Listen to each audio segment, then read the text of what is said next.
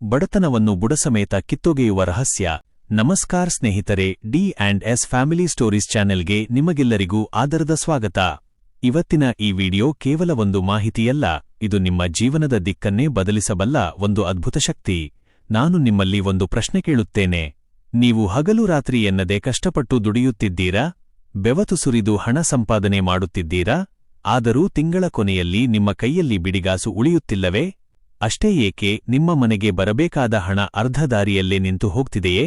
ಸಾಲದ ಸುಳಿ ನಿಮ್ಮನ್ನು ಉಸಿರುಗಟ್ಟಿಸುತ್ತಿದೆಯೇ? ಅಥವಾ ನಿಮ್ಮ ಅದೃಷ್ಟವೇ ಕೆಟ್ಟು ಹೋಗಿದೆ, ನನ್ನ ಜೀವನ ಇಷ್ಟೇ ಎಂದು ನೀವು ಹತಾಶರಾಗಿದ್ದೀರಾ? ಹಾಗಿದ್ರೆ ಒಂದು ನಿಮಿಷ ಇಲ್ಲೇ ನಿಲ್ಲಿ. ಯಾಕಂದ್ರೆ ಇವತ್ತು ನಾನು ನಿಮಗೆ ಹೇಳಿಕೊಡಲಿರುವ ಈ ಒಂದು ರಹಸ್ಯ ಕೆಲಸ ನಿಮ್ಮ ಮನೆಯ ಬಡತನವನ್ನು ಮಂಜಿನಂತೆ ಕರಗಿಸಿ ಹಾಕಲಿದೆ. ಬೇಡ ಬೇಡ ಅಂದ್ರೂ ನಿಮ್ಮ ಮನೆಯಲ್ಲಿ ಹಣದ ಮಳೆ ಸುರಿಯುವಂತೆ ಮಾಡಲಿದೆ. ಇದು ಯಾವುದೇ ಮಾಟಮಂತ್ರವಲ್ಲ, ಬದಲಾಗಿ ನಮ್ಮ ಶಾಸ್ತ್ರಗಳು ಮತ್ತು ಪ್ರಕೃತಿಯ ನಿಯಮವಾದ ಮ್ಯಾನಿಫೆಸ್ಟೇಷನ್ ಅಂದರೆ ಸಂಕಲ್ಪಸಿದ್ಧಿಯ ಶಕ್ತಿ. ನೋಡಿ ಸ್ನೇಹಿತರೆ, ನಾವೆಲ್ಲರೂ ಪ್ರತಿದಿನ ಲಕ್ಷ್ಮೀದೇವಿಯ ಪೂಜೆ ಮಾಡ್ತೀವಿ, ಹೂವು ಇಡ್ತೀವಿ, ದೀಪ ಹಚ್ಚುತ್ತೀವಿ. ಆದರೆ ನಮ್ಮ ಮನೆಯಲ್ಲಿರುವ ಸಣ್ಣ ಸಣ್ಣ ಎನರ್ಜಿ ಬ್ಲಾಕೇಜ್ಗಳು ಅಥವಾ ನಾವು ತಿಳಿಯದೆ ಮಾಡುವ ವಾಸ್ತುದೋಷಗಳು ಲಕ್ಷ್ಮೀದೇವಿಯ ಹಾದಿಯನ್ನು ತಡೆಯುತ್ತಿರುತ್ತವೆ. ತಾಯಿ ಲಕ್ಷ್ಮಿ ನಿಮ್ಮ ಮನೆ ಬಾಗಿಲಿಗೆ ಬಂದರೂ ಮನೆಯ ಪರಿಸ್ಥಿತಿ ಕಂಡು ವಾಪಸ್ ಹೋಗುವ ಸಾಧ್ಯತೆ ಇರುತ್ತದೆ. ಇವತ್ತು ನಾನು ಹೇಳುವ ಈ ಮೊದಲ ಹೆಜ್ಜೆಯನ್ನು ನೀವು ಪಾಲಿಸಿದರೆ ಸಾಕ್ಷಾತ್ ಕುಬೇರನೇ ನಿಮ್ಮ ಮನೆ ಬಾಗಿಲಿಗೆ ಬರುವುದು ಖಚಿತ. ಈ ಮೊದಲ ಭಾಗದಲ್ಲಿ ನಾವು ತಿಳಿದುಕೊಳ್ಳಬೇಕಾದ ಅತಿ ದೊಡ್ಡ ರಹಸ್ಯವೆಂದರೆ ಅದು ಉಪ್ಪು. ನಮ್ಮ ಪುರಾಣಗಳ ಪ್ರಕಾರ ಸಮುದ್ರ ಮಂಥನ ನಡೆದಾಗ ಮಹಾಲಕ್ಷ್ಮೀ ದೇವಿಯ ಜೊತೆಗೆ ಉಪ್ಪು ಕೂಡ ಜನಿಸಿತು. ಹಾಗಾಗಿಯೇ ಉಪ್ಪನ್ನು ಲಕ್ಷ್ಮಿಯ ಸೋದರ ಅಥವಾ ಲಕ್ಷ್ಮಿಯ ಇನ್ನೊಂದು ಸ್ವರೂಪ ಎಂದು ಕರೆಯಲಾಗುತ್ತದೆ.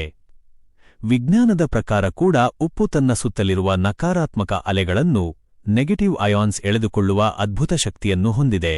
ನಿಮ್ಮ ಮನೆಯಲ್ಲಿ ಸದಾ ಕಿರಿಕಿರಿ, ಜಗಳ ಅಥವಾ ಹಣದ ಕೊರತೆ ಕಾಡುತ್ತಿದ್ದರೆ ಅಲ್ಲಿ ನಕಾರಾತ್ಮಕ ಶಕ್ತಿ ಮನೆ ಮಾಡಿದೆ ಎಂದರ್ಥ. ಈ ದಾರಿದ್ರ್ಯವನ್ನು ಹೋಗಲಾಡಿಸಲು ನೀವು ಮಾಡಬೇಕಾದ ಕೆಲಸ ಇಷ್ಟೇ. ಯಾವುದಾದರೂ ಒಂದು ಶುಭ ಶುಕ್ರವಾರ ಅಥವಾ ಮಂಗಳವಾರದ ದಿನದಂದು ಈ ಕ್ರಮವನ್ನು ಆರಂಭಿಸಿ. ಒಂದು ಸಣ್ಣ ಗಾಜಿನ ಬಟ್ಟಲನ್ನು ತೆಗೆದುಕೊಳ್ಳಿ. ಪ್ಲಾಸ್ಟಿಕ್ ಅಥವಾ ಸ್ಟೀಲ್ ಬಳಸಬೇಡಿ. ಆ ಬಟ್ಟಲಿಗೆ ಪೂರ್ತಿಯಾಗಿ ಹರಳು ಉಪ್ಪನ್ನು ತುಂಬಿಸಿ. ಕಲ್ಲು ಉಪ್ಪು ಸಮುದ್ರದ ನೇರ ಅಂಶವನ್ನು ಹೊಂದಿರುವುದರಿಂದ ಅದಕ್ಕೆ ಶಕ್ತಿ ಹೆಚ್ಚು. ಆ ಉಪ್ಪಿನ ಮೇಲೆ 5 ರಿಂದ 6 ಲವಂಗಗಳನ್ನು ಚುಚ್ಚಿ ಇಡಿ. ಲವಂಗವು ಸಮೃದ್ಧಿಯ ಸಂಕೇತ. ಈ ಬಟ್ಟಲನ್ನು ಕೈಯಲ್ಲಿ ಹಿಡಿದು ಕಣ್ಣು ಮುಚ್ಚಿ 1 ನಿಮಿಷ ಸಂಕಲ್ಪ ಮಾಡಿ, ನನ್ನ ಮನೆಯಲ್ಲಿರುವ ಎಲ್ಲಾ ದಾರಿದ್ರ್ಯ ಹೊರಹೋಗುತ್ತಿದೆ, ಹಣದ ಹರಿವು ಹೆಚ್ಚಾಗುತ್ತಿದೆ, ನಾನು ಯಶಸ್ವಿಯಾಗುತ್ತಿದ್ದೇನೆ. ಇದನ್ನೇ ಮ್ಯಾನಿಫೆಸ್ಟೇಷನ್ ಎನ್ನುತ್ತಾರೆ. ನಿಮ್ಮ ಈ ಸಕಾರಾತ್ಮಕ ಆಲೋಚನೆಯನ್ನು ಉಪ್ಪು ಗ್ರಹಿಸುತ್ತದೆ. ನಂತರ ಈ ಬಟ್ಟಲನ್ನು ನಿಮ್ಮ ಮನೆಯ ನೈಋತ್ಯ ಅಥವಾ ಈಶಾನ್ಯ ಮೂಲೆಯಲ್ಲಿ ಯಾರಿಗೂ ಕಾಣದಂತೆ ಇಡಿ. ಇದು ನಿಮ್ಮ ಮನೆಯಲ್ಲಿರುವ ವಾಸ್ತುದೋಷಗಳನ್ನು ನಿವಾರಿಸಿ ಹಣವನ್ನು ಆಕರ್ಷಿಸುವ ಕಾಂತೀಯ ಶಕ್ತಿಯನ್ನು, ಮ್ಯಾಗ್ನೆಟಿಕ್ ಎನರ್ಜಿ ಹೆಚ್ಚಿಸುತ್ತದೆ. ಕೇವಲ ಕೆಲವು ದಿನಗಳಲ್ಲೇ ನಿಮ್ಮ ಮನೆಯ ವಾತಾವರಣ ಬದಲಾಗುವುದನ್ನು ನೀವು ಗಮನಿಸುತ್ತೀರಿ. ಇದು ನಿಮ್ಮ ಜೀವನದ ಮೊದಲ ರಹಸ್ಯ ಹಂತ. ಮುಂದಿನ ಭಾಗಗಳಲ್ಲಿ ಲಕ್ಷ್ಮಿ ಬರುವ ಹಾದಿಯಾದ ಹೊಸ್ತಿಲ ರಹಸ್ಯ ಮತ್ತು ರಾತ್ರಿಯ ದೀಪದ ಮಹಿಮೆಯ ಬಗ್ಗೆ ಇನ್ನೂ ಆಳವಾಗಿ ತಿಳಿಯೋಣ. ಈ ಮಾಹಿತಿಯನ್ನು ನಂಬಿಕೆಯಿಂದ ಮಾಡಿ, ಬದಲಾವಣೆ ನಿಮಗೆ ತಿಳಿಯುತ್ತದೆ. ಹೊಸ್ತಿಲಿನ ಮಹತ್ವ, ಲಕ್ಷ್ಮಿ ಬರುವ ಹಾದಿಯನ್ನು ಸರಿಪಡಿಸಿಕೊಳ್ಳಿ. ಸ್ನೇಹಿತರೆ, ಮೊದಲ ಭಾಗದಲ್ಲಿ ನಾವು ಉಪ್ಪಿನ ರಹಸ್ಯವನ್ನು ತಿಳಿದುಕೊಂಡೆವು. ಈಗ ಈ ಎರಡನೇ ಭಾಗದಲ್ಲಿ ನಾವು ಚರ್ಚಿಸಲಿರುವ ವಿಷಯ ಅತಿ ಮುಖ್ಯವಾದದ್ದು. ಅದೇ ನಮ್ಮ ಮನೆಯ ಹೊಸ್ತಿಲು. ನಮ್ಮ ಹಿರಿಯರು ಒಂದು ಮಾತು ಹೇಳುತ್ತಿದ್ದರು, ಹೊಸ್ತಿಲು ಅಳುವ ಮನೆಯಲ್ಲಿ ಲಕ್ಷ್ಮಿ ಎಂದಿಗೂ ನಿಲ್ಲುವುದಿಲ್ಲ ಎಂದು. ಹೌದು, ನಿಮ್ಮ ಮನೆಯ ಸಿಂಹದ್ವಾರ ಅಥವಾ ಹೊಸ್ತಿಲು ಎನ್ನುವುದು ಕೇವಲ ಮರ ಅಥವಾ ಕಲ್ಲಿನ ತುಂಡಲ್ಲ. ಅದು ನಿಮ್ಮ ಕುಟುಂಬದ ಸುರಕ್ಷತಾ ಕವಚ ಮತ್ತು ಲಕ್ಷ್ಮೀದೇವಿ ನಿಮ್ಮ ಮನೆಗೆ ಪ್ರವೇಶಿಸುವ ಭಾಗ್ಯದ ದ್ವಾರ. ಇವತ್ತಿನ ಆಧುನಿಕ ಕಾಲದಲ್ಲಿ ನಾವು ಹೊಸ್ತಿಲನ್ನು ಕೇವಲ ಅಲಂಕಾರದ ವಸ್ತುವಾಗಿ ನೋಡುತ್ತಿದ್ದೇವೆ. ಆದರೆ ನೆನಪಿಡಿ, ಹೊರಗಿನ ಜಗತ್ತಿನ ದೃಷ್ಟಿದೋಷ, ನಕಾರಾತ್ಮಕ ಶಕ್ತಿ ಮತ್ತು ಬಡತನದ ಅಲೆಗಳನ್ನು ಮನೆಯ ಒಳಗೆ ಬಿಡದೆ ತಡೆಯುವ ಶಕ್ತಿ ಈ ಹೊಸ್ತಿಲಿಗಿದೆ. ನಿಮ್ಮ ಮನೆಯಲ್ಲಿ ಎಷ್ಟೇ ದುಡಿದರೂ ಹಣ ಉಳಿಯುತ್ತಿಲ್ಲ ಎಂದರೆ ಒಂದು ಕ್ಷಣ ನಿಮ್ಮ ಮನೆಯ ಬಾಗಿಲನ್ನು ಗಮನಿಸಿ. ಹೊಸ್ತಿಲು ಧೂಳು ಹಿಡಿದಿದೆಯೇ? ಅದರ ಮೇಲೆ ಸ್ಲಿಪ್ಪರ್ ಅಥವಾ ಕಸದ ಬುಟ್ಟಿಗಳನ್ನು ಇಟ್ಟಿದ್ದೀರಾ? ಅಥವಾ ಹೊಸ್ತಿಲಿನ ಮೇಲೆ ನಿಂತು ಮಾತನಾಡುವ ಅಭ್ಯಾಸ ನಿಮಗಿದೆಯೇ? ಈ ಸಣ್ಣ ತಪ್ಪುಗಳೇ ನಿಮ್ಮ ಮನೆಯ ಅದೃಷ್ಟವನ್ನು ತಡೆಯುತ್ತಿವೆ. ಲಕ್ಷ್ಮೀದೇವಿಗೆ ಸ್ವಚ್ಛತೆ ಮತ್ತು ಸುಗಂಧ ಎಂದರೆ ಅತೀವ ಪ್ರೀತಿ. ಪ್ರತಿದಿನ ಬೆಳಿಗ್ಗೆ ಬ್ರಾಹ್ಮಿ ಮುಹೂರ್ತದಲ್ಲಿ ಅಥವಾ ಸೂರ್ಯೋದಯದ ಸಮಯದಲ್ಲಿ ಎದ್ದು ಮೊದಲು ಮಾಡಬೇಕಾದ ಕೆಲಸವೆಂದರೆ ಹೊಸ್ತಿಲನ್ನು ಶುದ್ಧಗೊಳಿಸುವುದು. ಒಂದು ಪಾತ್ರೆಯಲ್ಲಿ ನೀರನ್ನು ತೆಗೆದುಕೊಂಡು ಅದಕ್ಕೆ ಸ್ವಲ್ಪ ಅರಿಶಿನವನ್ನು ಹಾಕಿ. ಅರಿಶಿನವು ನೈಸರ್ಗಿಕವಾಗಿಯೇ ಕ್ರಿಮಿನಾಶಕ ಮಾತ್ರವಲ್ಲ, ಅದು ಮಂಗಳಕರ ದ್ರವ್ಯವೂ ಹೌದು. ಈ ಅರಿಶಿನದ ನೀರಿನಿಂದ ಹೊಸ್ತಿಲನ್ನು ಭಕ್ತಿಯಿಂದ ಒರೆಸಿ. ಹೀಗೆ ಮಾಡುವಾಗ ಮನಸ್ಸಿನಲ್ಲಿ ಒಂದು ಬಲವಾದ ಸಂಕಲ್ಪ ಮಾಡಿ, ತಾಯಿ ಮಹಾಲಕ್ಷ್ಮಿ, ನನ್ನ ಮನೆಗೆ ಸ್ವಾಗತ, ಈ ಮನೆಯಲ್ಲಿ ಸುಖ ಮತ್ತು ಸಮೃದ್ಧಿ ನೆಲೆಸಲಿ. ಅರಿಶಿನ ಹಚ್ಚಿದ ನಂತರ ನಿಮ್ಮ ಉಂಗುರ ಬೆರಳಿನಿಂದ ರಿಂಗ್ ಫಿಂಗರ್ ಸ್ವಲ್ಪ ಕುಂಕುಮವನ್ನು ತೆಗೆದುಕೊಂಡು ಹೊಸ್ತಿಲ ಎರಡೂ ಬದಿಗಳಲ್ಲಿ ಸ್ವಸ್ತಿಕ ಅಥವಾ ಪದ್ಮದ ಗುರುತನ್ನು ಹಾಕಿ. ಈ ಎರಡು ಚಿಹ್ನೆಗಳು ಸಕಾರಾತ್ಮಕ ಶಕ್ತಿಯನ್ನು ಮನೆಗೆ ಎಳೆದುಕೊಳ್ಳುವ ಆಂಟೆನಾಗಳಂತೆ ಕೆಲಸ ಮಾಡುತ್ತವೆ. ಇತ್ತೀಚಿನ ದಿನಗಳಲ್ಲಿ ಬಹಳಷ್ಟು ಜನ ಪ್ಲಾಸ್ಟಿಕ್ ಸ್ಟಿಕ್ಕರ್ಗಳನ್ನು ಬಳಸುತ್ತಾರೆ, ಆದರೆ ಶಾಸ್ತ್ರಗಳ ಪ್ರಕಾರ ಕೈಯಿಂದ ಹಚ್ಚುವ ಅರಿಶಿನ ಮತ್ತು ಅಕ್ಕಿ ಹಿಟ್ಟಿನ ರಂಗೋಲಿಗೆ ಇರುವ ಶಕ್ತಿ ಯಾವುದಕ್ಕೂ ಇಲ್ಲ. ಅಕ್ಕಿ ಹಿಟ್ಟು ಕೇವಲ ಅಲಂಕಾರವಲ್ಲ, ಅದು ಭೂತದಯೆಯ ಸಂಕೇತವೂ ಹೌದು. ಇನ್ನೊಂದು ರಹಸ್ಯವೆಂದರೆ ನಿಮ್ಮ ಮನೆಯ ಹೊಸ್ತಿಲ ಮೇಲೆ ಕಾಲಿಟ್ಟು ಬಾಗಿಲನ್ನು ದಾಟಬೇಡಿ. ಹೊಸ್ತಿಲನ್ನು ದಾಟಬೇಕು ಹೊರತು ತುಳಿಯಬಾರದು. ಯಾವ ಮನೆಯಲ್ಲಿ ಮಹಿಳೆಯರು ಬೆಳಿಗ್ಗೆ ಮತ್ತು ಸಂಜೆ ಹೊಸ್ತಿಲಿಗೆ ಅರಿಶಿನ ಕುಂಕುಮವಿಟ್ಟು ಪೂಜಿಸುತ್ತಾರೋ ಆ ಮನೆಯಲ್ಲಿರುವ ಪುರುಷರ ಆಯುಷ್ಯ ಮತ್ತು ಆದಾಯ ವೃದ್ಧಿಯಾಗುತ್ತದೆ ಎಂದು ಪುರಾಣಗಳು ಹೇಳುತ್ತವೆ. ಸಂಜೆ ಸಮಯದಲ್ಲಿ ಸೂರ್ಯ ಮುಳುಗುವಾಗ ಹೊಸ್ತಿಲಿನ ಎರಡೂ ಬದಿಯಲ್ಲಿ ಮಣ್ಣಿನ ಹಣತೆಯಲ್ಲಿ ದೀಪ ಹಚ್ಚುವುದು ನಿಮ್ಮ ಮನೆಯ ಭಾಗ್ಯವನ್ನು ಡಬಲ್ ಮಾಡುತ್ತದೆ. ಇದನ್ನು ಹೊಸ್ತಿಲು ಲಕ್ಷ್ಮೀ ಪೂಜೆ ಎನ್ನಲಾಗುತ್ತದೆ.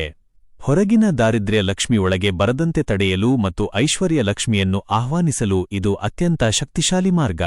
ನೀವು ಈ ಕೆಲಸವನ್ನು ಒಂದು ಕೆಲಸ ಎಂದು ಮಾಡಬೇಡಿ, ಬದಲಾಗಿ ಇದು ನಿಮ್ಮ ಜೀವನವನ್ನು ಬದಲಿಸುವ ಒಂದು ಅದ್ಭುತ ಅವಕಾಶ ಎಂದು ಭಾವಿಸಿ ಮಾಡಿ. ಹೀಗೆ ನಿಮ್ಮ ಮನೆಯ ಪ್ರವೇಶದ್ವಾರವನ್ನು ಪವಿತ್ರವಾಗಿ ಇಟ್ಟುಕೊಂಡಾಗ ವಿಶ್ವದ ಯೂನಿವರ್ಸ್ ಸಮಸ್ತ ಧನಾತ್ಮಕ ಎನರ್ಜಿ ನಿಮ್ಮ ಮನೆಯತ್ತ ಹರಿಯಲು ಶುರುವಾಗುತ್ತದೆ. ಆಗ ನೀವು ಬೇಡ ಅಂದರೂ ಹಣದ ಹರಿವು ಹೆಚ್ಚಾಗುತ್ತದೆ. ದೀಪದ ಮಹಿಮೆ ಮತ್ತು ಸಾಲದ ಬಾಧೆಗೆ ಮುಕ್ತಿ. ಸ್ನೇಹಿತರೆ, ಮೊದಲ 2 ಭಾಗಗಳಲ್ಲಿ ನಾವು ಉಪ್ಪಿನ ಶಕ್ತಿ ಮತ್ತು ಹೊಸ್ತಿಲಿನ ಪವಿತ್ರತೆಯ ಬಗ್ಗೆ ತಿಳಿದುಕೊಂಡೆವು. ಈಗ ಈ 3ನೇ ಭಾಗದಲ್ಲಿ ನಾನು ನಿಮಗೆ ಹೇಳಿಕೊಡಲಿರುವ ರಹಸ್ಯ ಅತ್ಯಂತ ಶಕ್ತಿಯುತವಾದದ್ದು. ಅದುವೇ ರಾತ್ರಿಯ ದೀಪದ ಮಹಿಮೆ. ನಾವೆಲ್ಲರೂ ಬೆಳಿಗ್ಗೆ ಪೂಜೆ ಮಾಡುತ್ತೇವೆ, ದೀಪ ಹಚ್ಚುತ್ತೇವೆ. ಆದರೆ ನಿಜವಾದ ಮ್ಯಾನಿಫೆಸ್ಟೇಷನ್ ಅಥವಾ ಸಂಕಲ್ಪ ಸಿದ್ಧಿಯಾಗುವುದು ಸಂಧ್ಯಾಕಾಲದ ನಂತರದ ಸಮಯದಲ್ಲಿ. ರಾತ್ರಿ ಎನ್ನುವುದು ಕೇವಲ ವಿಶ್ರಾಂತಿಯ ಸಮಯವಲ್ಲ, ಅದು ಪ್ರಕೃತಿಯ ಶಕ್ತಿಗಳು ಮೌನವಾಗಿ ಕೆಲಸ ಮಾಡುವ ಸಮಯ. ಶಾಸ್ತ್ರಗಳ ಪ್ರಕಾರ ಸೂರ್ಯ ಮುಳುಗಿದ ನಂತರ ಮನೆಯಲ್ಲಿ ಕತ್ತಲೆ ಆವರಿಸಿದಾಗ ನಕಾರಾತ್ಮಕ ಶಕ್ತಿಗಳು ಅಥವಾ ದಾರಿದ್ರ್ಯದ ಅಲೆಗಳು ಜಾಗೃತಗೊಳ್ಳುತ್ತವೆ. ಈ ಸಮಯದಲ್ಲಿ ನಿಮ್ಮ ಮನೆಯಲ್ಲಿ ಜ್ಯೋತಿಯ ಬೆಳಕಿದ್ದರೆ ಆ ನಕಾರಾತ್ಮಕತೆ ನಿಮ್ಮ ಮನೆಯ ಒಳಗೆ ಪ್ರವೇಶಿಸಲು ಸಾಧ್ಯವೇ ಇಲ್ಲ. ಎಷ್ಟೋ ಜನರ ಮನೆಯಲ್ಲಿ ರಾತ್ರಿ ಹೊತ್ತು ಸಣ್ಣಪುಟ್ಟ ವಿಷಯಕ್ಕೂ ಜಗಳವಾಗುತ್ತದೆ ಅಥವಾ ಮನಸ್ಸಿನಲ್ಲಿ ಇಲ್ಲದ ಭಯ, ಆತಂಕ ಕಾಡುತ್ತದೆ. ಇವೆಲ್ಲವೂ ಮನೆಯಲ್ಲಿರುವ ಎನರ್ಜಿ ಕಡಿಮೆಯಾಗಿರುವುದರ ಸಂಕೇತ. ಇದಕ್ಕೆ ನೀವು ಮಾಡಬೇಕಾದ ಅತ್ಯಂತ ಸರಳ ಮತ್ತು ರಹಸ್ಯ ಕೆಲಸವೆಂದರೆ ರಾತ್ರಿ ಮಲಗುವ ಮುನ್ನ ನಿಮ್ಮ ಮನೆಯ ಈಶಾನ್ಯ ಮೂಲೆಯಲ್ಲಿ ನಾರ್ತ್ ಈಸ್ಟ್ ಕಾರ್ನರ್ ಅಥವಾ ದೇವರ ಮನೆಯಲ್ಲಿ ಒಂದು ಚಿಕ್ಕ ತುಪ್ಪದ ದೀಪವನ್ನು ಹಚ್ಚಿ ಇಡುವುದು. ಒಂದು ವೇಳೆ ತುಪ್ಪ ಸಾಧ್ಯವಾಗದಿದ್ದರೆ ಶುದ್ಧವಾದ ಎಳ್ಳೆಣ್ಣೆಯನ್ನು ಬಳಸಬಹುದು. ಈ ದೀಪವು ಕೇವಲ ಬೆಳಕನ್ನು ನೀಡುವುದಿಲ್ಲ, ಇದು ನಿಮ್ಮ ಮನೆಯಲ್ಲಿರುವ ದಾರಿದ್ರ್ಯ ಎಂಬ ಕತ್ತಲೆಯನ್ನು ಸುಟ್ಟುಹಾಕುವ ಯಜ್ಞದಂತೆ ಕೆಲಸ ಮಾಡುತ್ತದೆ. ದೀಪವನ್ನು ಹಚ್ಚುವಾಗ ನೀವು ಮಾಡಬೇಕಾದ ಮುಖ್ಯ ಕೆಲಸವೆಂದರೆ ವಿಜುವಲೈಸೇಷನ್. ದೀಪದ ಜ್ಯೋತಿಯನ್ನು ನೋಡುತ್ತಾ 1 ನಿಮಿಷ ಮೌನವಾಗಿರಿ. ನಿಮ್ಮ ಮೇಲೆ ಇರುವ ಸಾಲದ ಹೊರೆ ಇಳಿಯುತ್ತಿದೆ, ನಿಮ್ಮ ಆದಾಯದ ಮೂಲಗಳು ಹೆಚ್ಚಾಗುತ್ತಿವೆ, ನಿಮ್ಮ ಕೈಗೆ ಬರಬೇಕಾದ ಹಣ ಸುಲಭವಾಗಿ ಬರುತ್ತಿದೆ ಎಂದು ಮನಸ್ಸಿನಲ್ಲೇ ದೃಢವಾಗಿ ನಂಬಿ. ಈ ದೀಪದ ಬೆಳಕು ನಿಮ್ಮ ಈ ಸಂಕಲ್ಪವನ್ನು ಬ್ರಹ್ಮಾಂಡಕ್ಕೆ, ಯೂನಿವರ್ಸ್ ತಲುಪಿಸುತ್ತದೆ. ಕೇವಲ 21 ದಿನಗಳ ಕಾಲ ಈ ಕ್ರಿಯೆಯನ್ನು ಸತತವಾಗಿ ಮಾಡಿ ನೋಡಿ, ನಿಮ್ಮ ಆರ್ಥಿಕ ಪರಿಸ್ಥಿತಿಯಲ್ಲಿ ಅನಿರೀಕ್ಷಿತ ಬದಲಾವಣೆಗಳು ಕಾಣಿಸಿಕೊಳ್ಳುತ್ತವೆ. ಇನ್ನೊಂದು ಮುಖ್ಯ ವಿಷಯವೆಂದರೆ ರಾತ್ರಿ ಮಲಗುವ ಮುನ್ನ ನಿಮ್ಮ ಅಡುಗೆ ಮನೆಯಲ್ಲಿ ಸಿಂಕ್ ತುಂಬಾನೇ ಎಂಜಲು ಪಾತ್ರೆಗಳನ್ನು ಇಡಬೇಡಿ. ಅಡುಗೆ ಮನೆಯು ಅನ್ನಪೂರ್ಣೇಶ್ವರಿಯ ಸ್ಥಾನ. ಅಲ್ಲಿ ಅಶುದ್ಧತೆ ಇದ್ದರೆ ದಾರಿದ್ರ್ಯ ಲಕ್ಷ್ಮೀ ಮನೆಗೆ ಬರುತ್ತಾಳೆ. ರಾತ್ರಿ ಮಲಗುವ ಮೊದಲು ಅಡುಗೆ ಮನೆಯನ್ನು ಸ್ವಚ್ಛಗೊಳಿಸಿ ಒಂದು ಸಣ್ಣ ತಟ್ಟೆಯಲ್ಲಿ ಸ್ವಲ್ಪ ಕಲ್ಲು ಉಪ್ಪನ್ನು ಇಟ್ಟು ಮಲಗಿ. ಇದು ರಾತ್ರಿ ಇಡೀ ಅಡುಗೆ ಮನೆಯಲ್ಲಿರುವ ನಕಾರಾತ್ಮಕತೆಯನ್ನು ಹೀರಿಕೊಳ್ಳುತ್ತದೆ. ನೆನಪಿಡಿ ಸ್ನೇಹಿತರೆ, ಹಣ ಎನ್ನುವುದು ಕೇವಲ ಕಾಗದದ ತುಂಡಲ್ಲ, ಅದೊಂದು ಎನರ್ಜಿ.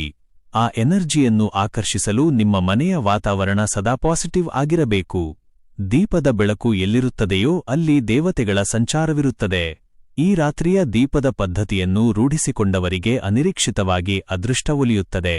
ಯಾವುದೋ ರೂಪದಲ್ಲಿ ಧನ ಸಹಾಯ ದೊರೆಯುತ್ತದೆ ಮತ್ತು ಮನಸ್ಸಿಗೆ ಅತೀವ ಶಾಂತಿ ಸಿಗುತ್ತದೆ. ಸಾಲದ ಸುಳಿಯಲ್ಲಿ ಸಿಲುಕಿರುವವರು ಈ ದೀಪದ ಜೊತೆಗೆ ಓಂ ಶ್ರೀ ಮಹಾಲಕ್ಷ್ಮ್ಯೈ ನಮಃ ಎಂಬ ಮಂತ್ರವನ್ನು 11 ಬಾರಿ ಪಠಿಸಿದರೆ ಇನ್ನೂ ಹೆಚ್ಚಿನ ಫಲ ಸಿಗುತ್ತದೆ. ಇದು ಬರೀ ನಂಬಿಕೆಯಲ್ಲ, ಇದು ಸಾವಿರಾರು ವರ್ಷಗಳಿಂದ ನಡೆದು ಬಂದಿರುವ ಶಕ್ತಿಶಾಲಿ ವಿಜ್ಞಾನ.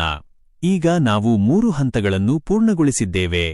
ಇನ್ನು ಅಂತಿಮವಾದ 4ನೇ ಭಾಗದಲ್ಲಿ ಈ ಎಲ್ಲಾ ಕೆಲಸಗಳ ಜೊತೆಗೆ ನೀವು ಮಾಡಬೇಕಾದ ಅತಿ ದೊಡ್ಡ ದಾನದ ರಹಸ್ಯ ಮತ್ತು ಸಮೃದ್ಧಿಯ ಅಂತಿಮ ಸೂತ್ರವನ್ನು ತಿಳಿಯೋಣ. ಆ ಒಂದು ಕೆಲಸ ನಿಮ್ಮ ಪುಣ್ಯವನ್ನು ಹೆಚ್ಚಿಸಿ ಹಣದ ಮಳೆ ಸುರಿಯುವಂತೆ ಮಾಡುತ್ತದೆ. ಅಂತಿಮ ರಹಸ್ಯ ದಾನದ ಶಕ್ತಿ ಮತ್ತು ಸಮೃದ್ಧಿಯ ಮಹಾಸೂತ್ರ. ಸ್ನೇಹಿತರೆ, ನಾವು ಇಲ್ಲಿಯವರೆಗೆ ಉಪ್ಪಿನ ಚಮತ್ಕಾರ, ಹೊಸ್ತಿಲಿನ ಪವಿತ್ರತೆ ಮತ್ತು ರಾತ್ರಿಯ ದೀಪದ ಮಹಿಮೆಯ ಬಗ್ಗೆ ಸುದೀರ್ಘವಾಗಿ ತಿಳಿದುಕೊಂಡೆವು. ಈ 3 ಹಂತಗಳು ನಿಮ್ಮ ಮನೆಯ ಎನರ್ಜಿಯನ್ನು ಸರಿಪಡಿಸಿದರೆ, ಈ 4ನೇ ಮತ್ತು ಅಂತಿಮ ಭಾಗವು ನಿಮ್ಮ ಕರ್ಮವನ್ನು ಸರಿಪಡಿಸುತ್ತದೆ. ಇದೇ ಈ ಇಡೀ ವಿಡಿಯೋದ ಅತಿ ದೊಡ್ಡ ರಹಸ್ಯ, ಅದುವೇ ದಾನದ ಶಕ್ತಿ. ಬಹಳಷ್ಟು ಜನ ಕೇಳುತ್ತಾರೆ, ನನ್ನ ಹತ್ತಿರವೇ ಹಣವಿಲ್ಲ, ನಾನು ಇನ್ನೊಬ್ಬರಿಗೆ ಏನು ಕೊಡಲಿ ಎಂದು. ಆದರೆ ನೆನಪಿಡಿ ಸ್ನೇಹಿತರೆ, ಪ್ರಕೃತಿಯ ಒಂದು ಅಚಲ ನಿಯಮವಿದೆ. ನೀವು ಯಾವುದನ್ನು ಪ್ರಪಂಚಕ್ಕೆ ನೀಡುತ್ತೀರೋ ಅದು 10 ಪಟ್ಟು ಹೆಚ್ಚಾಗಿ ನಿಮಗೆ ವಾಪಸ್ ಸಿಗುತ್ತದೆ. ಇದು ಲಾ ಆಫ್ ಗಿವಿಂಗ್ ಅಥವಾ ದಾನದ ನಿಯಮ. ಸಮುದ್ರದಿಂದ ಸೂರ್ಯ ನೀರನ್ನು ಆವಿಯಾಗಿಸಿ ತೆಗೆದುಕೊಂಡಾಗ ಮಾತ್ರ ಅದು ಮೋಡವಾಗಿ ನಮಗೆ ಮಳೆ ಕೊಡಲು ಸಾಧ್ಯ. ಹಾಗೆಯೇ ನಮ್ಮಲ್ಲಿರುವ ಸ್ವಲ್ಪ ಭಾಗವನ್ನು ನಾವು ಹಂಚಿದಾಗ ಮಾತ್ರ ವಿಶ್ವವು ನಮಗೆ ಸಮೃದ್ಧಿಯ ಮಳೆಯನ್ನು ನೀಡುತ್ತದೆ. ದಾನ ಎಂದರೆ ಕೇವಲ ಸಾವಿರಾರು ರೂಪಾಯಿಗಳನ್ನು ನೀಡುವುದಲ್ಲ. ನಿಮ್ಮ ಶಕ್ತಿಗನುಗುಣವಾಗಿ ನಿಮ್ಮ ಆದಾಯದ ಕೇವಲ ಒಂದು ಪುಟ್ಟ ಭಾಗವನ್ನು, ಅಂದರೆ 1% ಹಣವನ್ನಾದರೂ ಒಳ್ಳೆಯ ಕೆಲಸಕ್ಕೆ ಬಳಸಿ. ಪ್ರತಿದಿನ ಅಥವಾ ವಾರಕ್ಕೊಮ್ಮೆ ಹಸಿದ ಪ್ರಾಣಿಗಳಿಗೆ ಆಹಾರ ನೀಡಿ.